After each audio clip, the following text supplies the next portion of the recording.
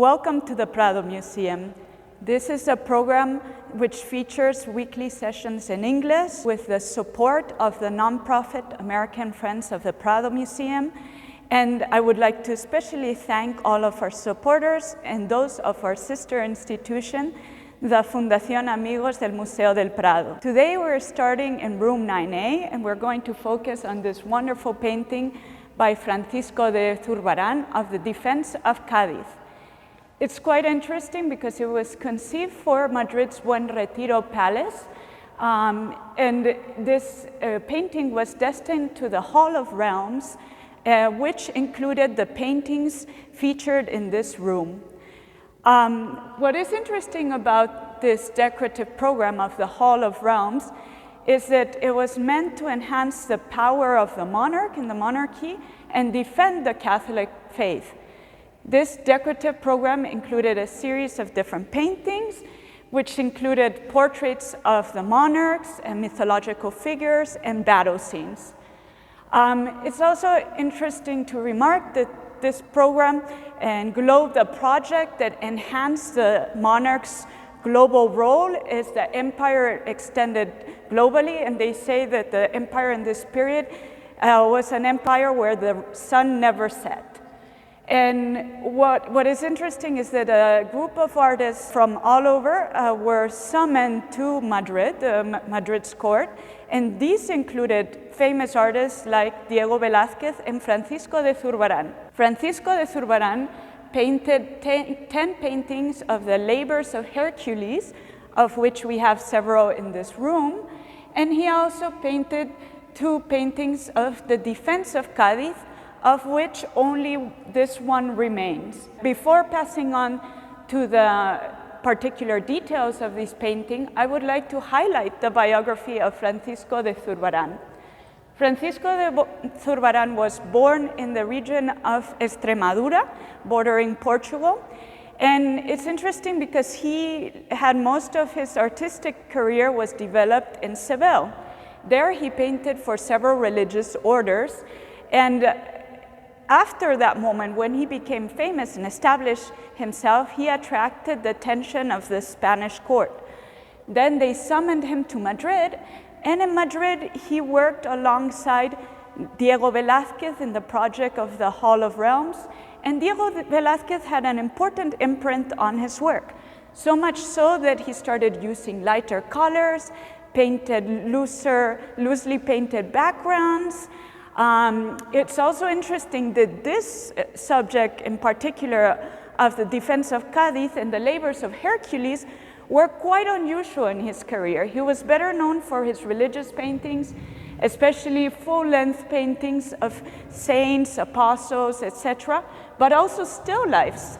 And these still lifes are quite striking, and we can see one beautiful example of his still lifes now in room 10A, which is the still life of citrons, oranges, and a rose.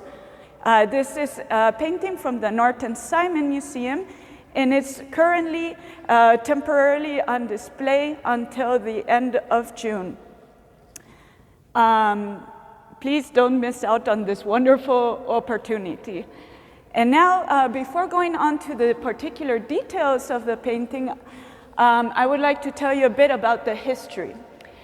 This painting depicts the naval confrontation between the British and the Dutch and the Spanish. The British and the Dutch were led by Viscount Wimbledon, and Viscount Wimbledon and his troops wanted to take over Cadiz coast because it was a strategic port in Spain, and they also wanted to capture fleets coming from the Americas. And they were formed by 10,000 men, the troops, and 100 ships. What is interesting is that Cadiz was really the strategic point because to reach Seville, you had to enter through the Guadalquivir River, and Cadiz is where the mouth of the Guadalquivir River started, and to reach Seville, which was the epicenter of trade and where the House of Trade of the Indies was held.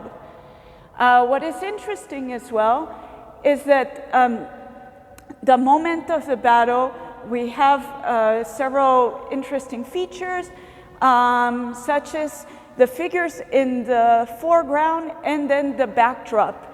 The figures in the foreground seem to be in some kind of play, and then the backdrop resembles a tapestry, like if we were entering an act. Now I want to focus on these particular figures and tell you more about them. Starting with the figure sitting in the armchair, this is General Girón, and he's actually sitting on an armchair as he was gout-stricken and had little mobility. And interestingly, he was then, when he was victorious over the Spanish and Dutch fleet, he was awarded the title of Marquis of Sofraga by the Spanish king. And to commemorate this victory, many texts were written, including plays which Zurbaran referred to. Also behind General Girón is the secretary, as we can see by the piece of paper, and he is from the Order of Santiago, as shown by the red cross on his chest. Next, facing the general, is the Captain Diego Ruiz, who we can see that's waiting to receive the command from the general. Next, to his right, facing the group towards the right, is Cabrera y Obrera, who was a captain who lost his arm in battle, and that's how we can see that there's a truncated arm with the folded sleeve on the right. Next, I would like to highlight the textiles. Zurbaran learned how to render textiles, as his father was a textile merchant. And what is interesting here is he vividly portrays these breeches with the slashes that allow to see the brightly colored tights underneath. Then we have the ruffs that range from the ruff that General Girón is wearing, and then the collar with the lace.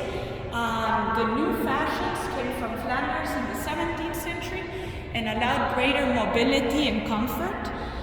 Next, I want to move to the background and discuss the battle scene.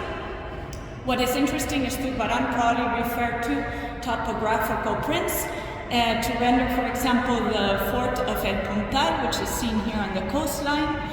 This area was called the Almadraba of Hercules, and we can also distinguish the Spanish boats by their long oars and the flags from the English boats in the background. It's interesting to also see all the figures that are converging in conflict, and we can see the points of conflict by the clouds of smoke. And finally, I wanted to highlight the incredible height at which this painting is hanging, and this replicates the height that it was displayed in the Hall of Realms at the Retiro Palace. Thank you very much for joining us, and please join us next week for our next session in English.